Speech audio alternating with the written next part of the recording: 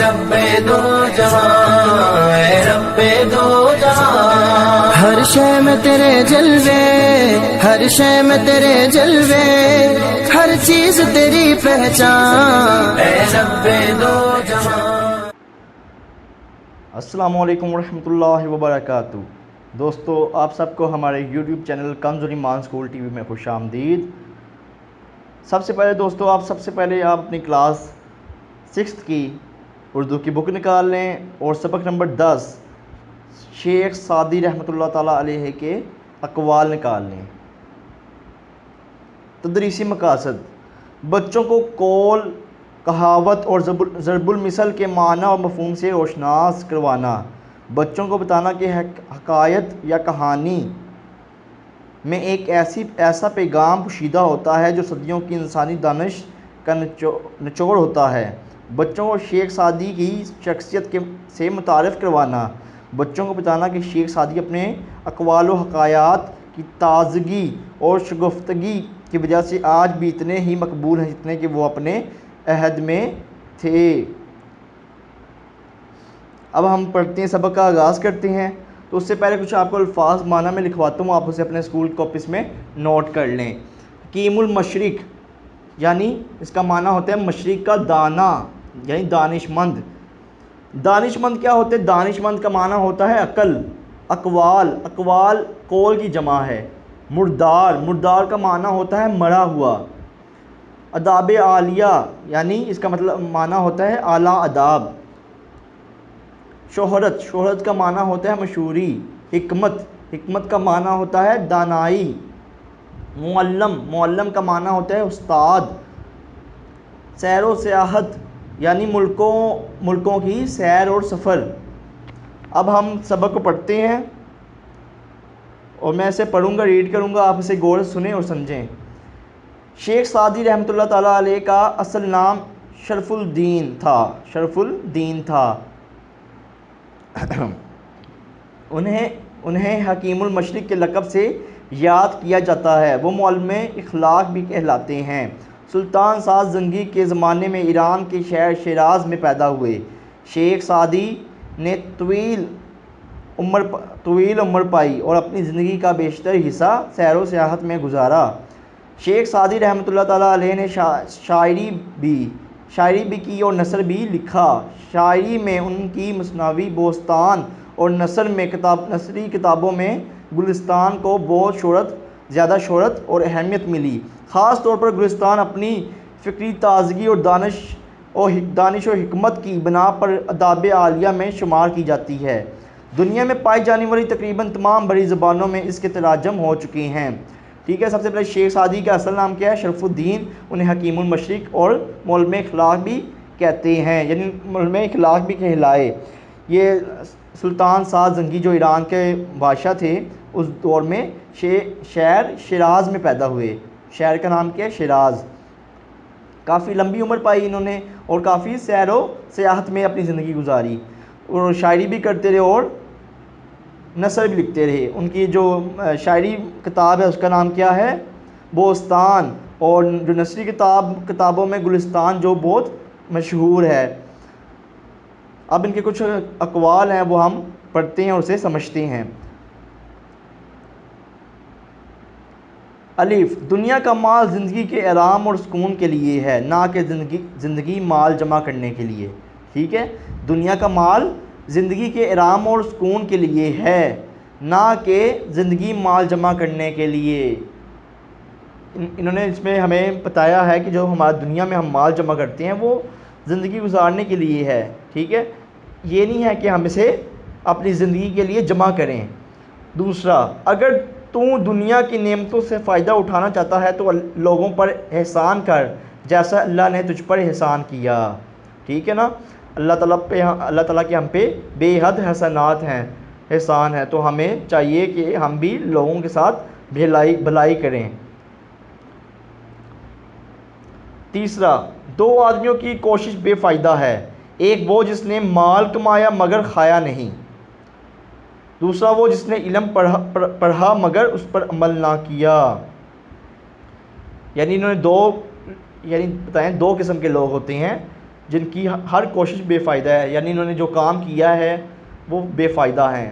پہلا وہ شخص ہے جس نے مال کمایا مگر کھایا نہیں، یعنی ساری زندگی اس نے محنت کی، مال جمع کیا، لیکن اپنی زندگی اچھے طریقوں سے نہیں گزار پایا، اپنی زندگی میں سکون نہیں لا سکا۔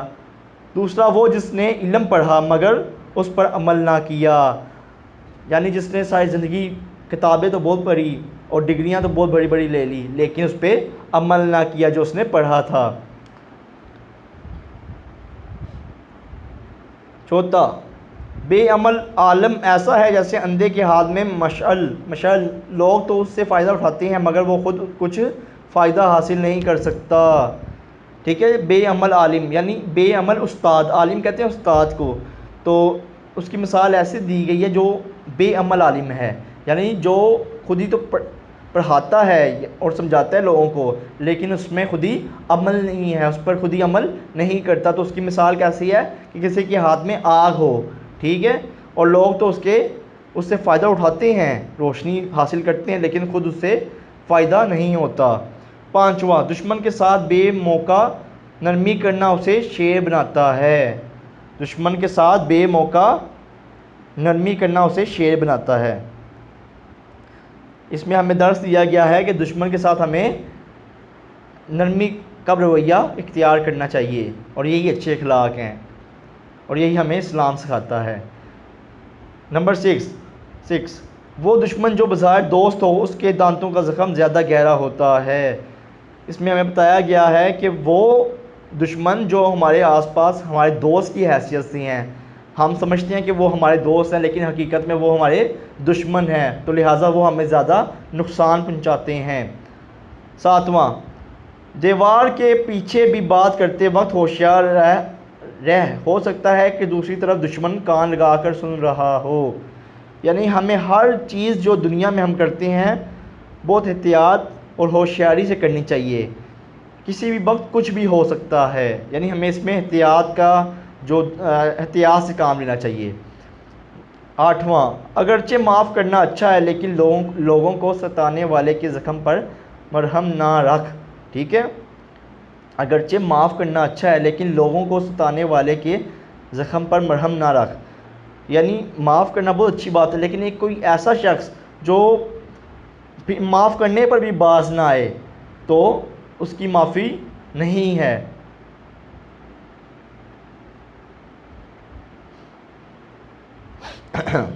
نمبر 9، بری عادت والا انسان اپنی بری عادت کی وجہ سے ہمیشہ مصیبت میں پھنسا رہتا ہے، ٹھیک ہے نا۔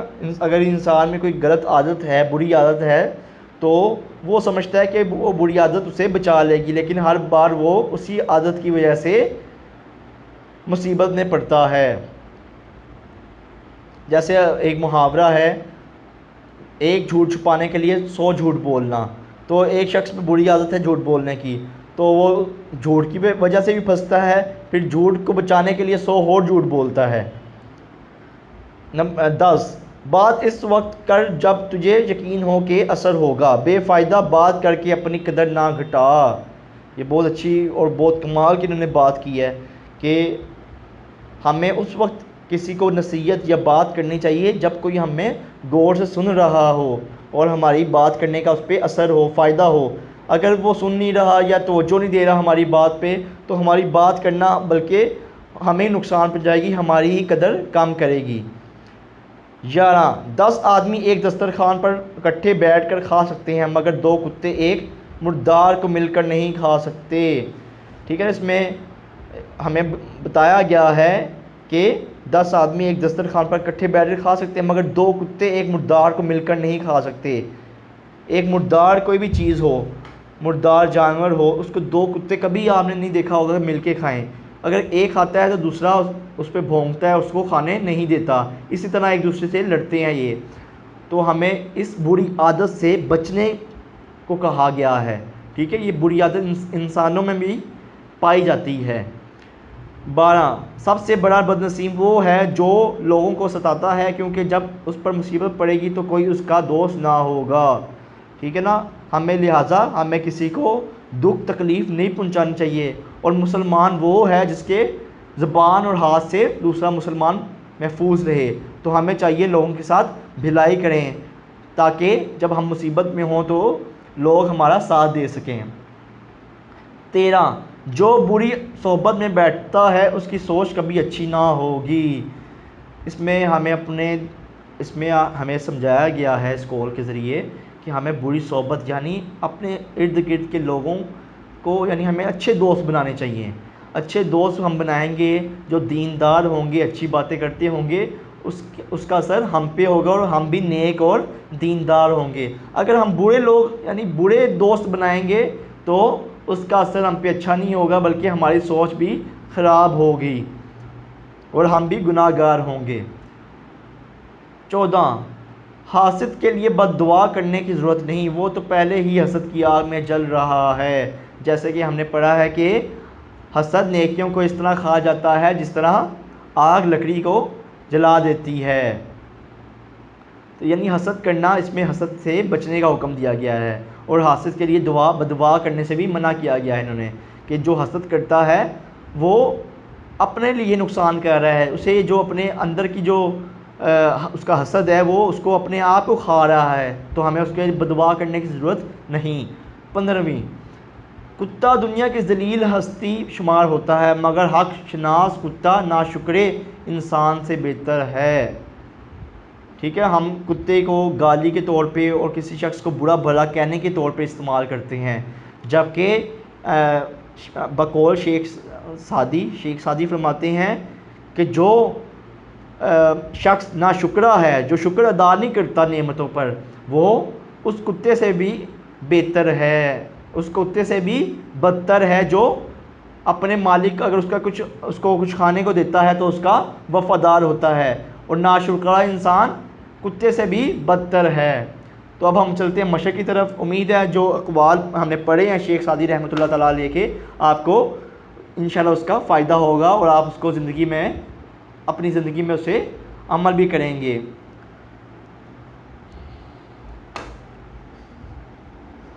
اب آیت مشرق کی طرف سوالات کے مختصر جواب دیں. الف شیخ سعدی رحمۃ اللہ تعالیٰ علیہ کا اصل نام کیا ہے؟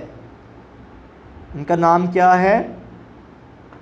شیخ سعدی کا اصل نام شرف الدین تھا. بے شیخ سعدی کو کس لقب سے یاد کیا جاتا ہے؟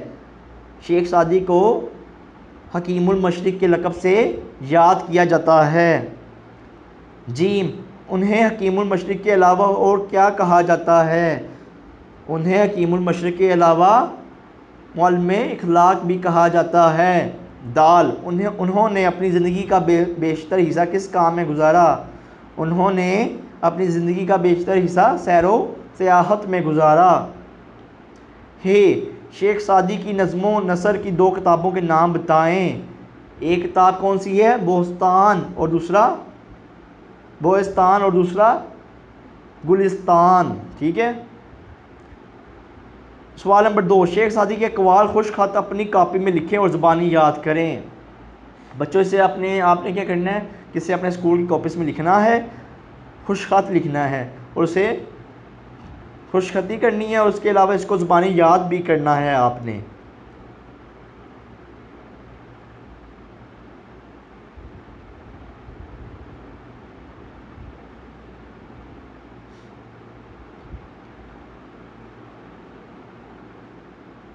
سوال نمبر 3 درجہ ذیل مرکبات کا مفہوم واضح کریں. حکیم المشرق کا کیا مفہوم ہوگا؟ اس کا مطلب کیا ہے؟ یعنی مشرق کا دانا, مشرقی ملک کا عقل مند انسان. ٹھیک ہے. یہ حکیم مشرق میں یعنی ایران کے رہنے والے تھے, کیونکہ وہ مشرقی علاقہ نا ایران خطہ آتا ہے, تو اس لیے ان کو یعنی مشرقی ملک کا عقل مند انسان کا کہتے ہیں. معلم اخلاق یعنی اخلاق کی باتیں سکھانے والا استاد. حکمت و دانش کا مطلب ہوتا ہے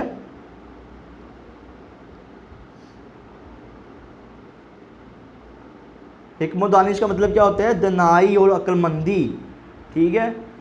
داب عالیہ یعنی اعلیٰ اداب والا. ٹھیک ہے, اعلیٰ اداب والا. سیر و سیاحت یعنی ملکوں کی سیر اور سفر کرنا۔ سوال نمبر 4، درجہ ذیل الفاظ کے معنی لکھیں۔ مال کا معنی کیا ہوتا ہے؟ دولت۔ مال کا کیا معنی ہوتا ہے؟ دھن و دولت۔ صحبت کہتے ہیں دوستی کو۔ حق شناس کہتے ہیں حق کو پہچاننے والا۔ دانش کہتے ہیں عقل مند، عقل کو۔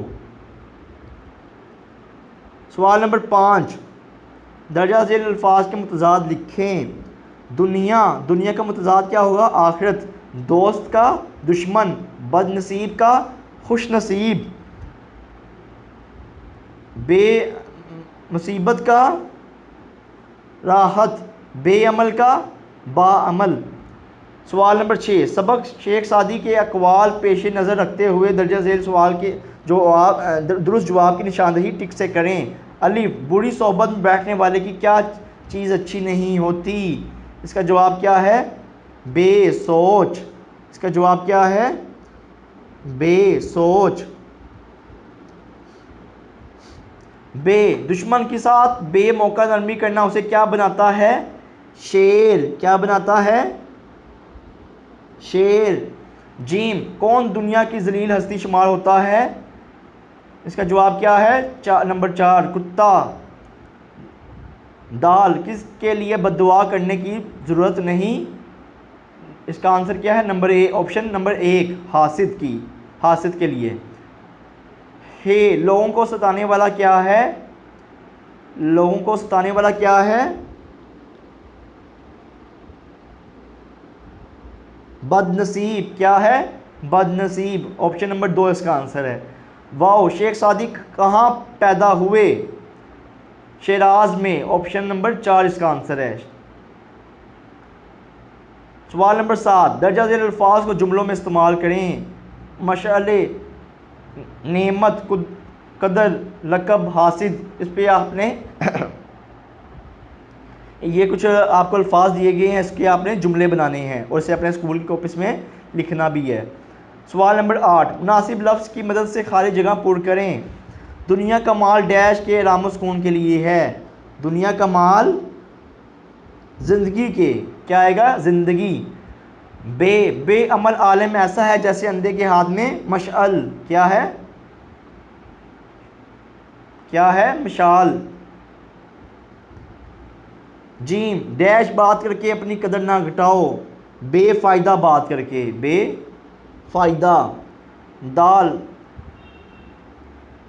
دو کتے ایک ڈیش کو مل کر نہیں کھا سکتے، مردار کو۔ یہاں کیا آئے گا؟ مردار۔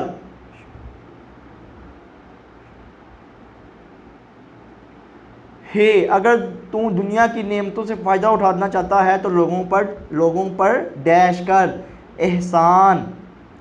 سوال نمبر 9، متلازم یا گروی الفاظ کے بارے میں آپ پہلے سیکھ چکے ہیں۔ درجہ ذیل الفاظ کے متلازم الفاظ لکھیں۔ بادل، ٹھیک ہے، متلازم الفاظ کے بارے میں ہم پہلے پڑھ چکے ہیں فرسٹ ٹرم میں۔ اس کا کیا بنے گا؟ بادل کا گٹائیں، بارش، قطرے، اولے، ٹھیک ہے۔ جیم، بے، پہاڑ سے کا متلازم الفاظ یا گروی الفاظ کیا ہوں گے؟ متلازم یا گروہی، یہ سوری میں نے ورڈ غلط بولا ہے، گروہی الفاظ ہے، متلازم یا گروہی الفاظ۔ پہاڑ کا کیا بنے گا؟ پتھر، معدنیات، چشمے، ٹھیک ہے۔ جیم، بازار کا کیا بنے گا؟ دکانیں، چیزیں، خریدار، شادی کے باراتی، مہمان، دولہا، دلہن۔ اور ہے، جنگ کے متلازم الفاظ کیا بنیں گے؟ فوجیں، ٹینک، گولہ بارود، لڑاکا طیارے، اسلحہ، یہ سب کیا ہیں؟ متلازم الفاظ۔ تو امید ہے آج کا لیکچر آپ کو سمجھ میں آیا ہوگا۔ اس ویڈیو کو 2 سے 3 بار ضرور دیکھیں۔ اب کے لیے ہمیں اجازت دیں، اللہ حافظ۔ اے رب دو جہاں، اے رب دو جہاں، ہر شے میں تیرے جلوے، ہر شے میں تیرے جلوے، ہر چیز تیری پہچان۔ اے رب دو جہاں۔